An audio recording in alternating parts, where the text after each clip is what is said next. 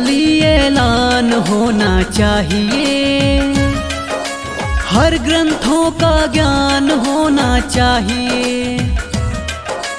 गली गली ऐलान होना चाहिए,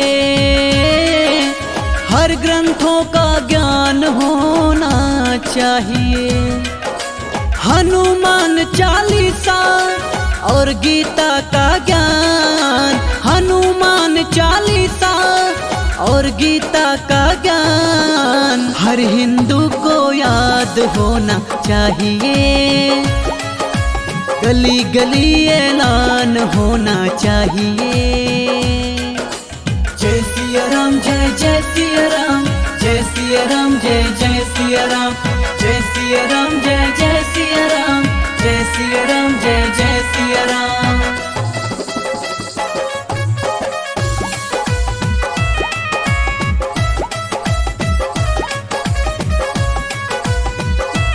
हिंदुओं याद रखना तुम चारों धाम का, बज डंका हमेशा मेरे रामों का। जय श्री राम, जय जय श्री राम, जय श्री राम, जय जय श्री राम। हिंदुओं याद रखना तुम चारों धाम का, बज डंका हमेशा मेरे रामों का। लो मन में धीरज धार, क्यों कर रहा है विचार। लो मन में धीरज धार, क्यों कर रहा है विचार। हिंदू जिंदाबाद होना चाहिए, गली गली ऐलान होना चाहिए।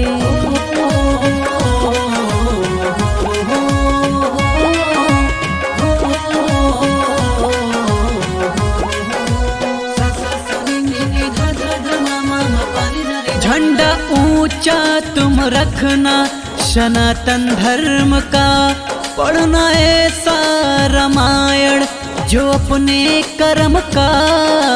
जय श्री राम, जय जय श्री राम, जय श्री राम, जय जय श्री राम। झंडा ऊंचा तुम रखना सनातन धर्म का, पढ़ना ऐसा रामायण जो अपने कर्म का।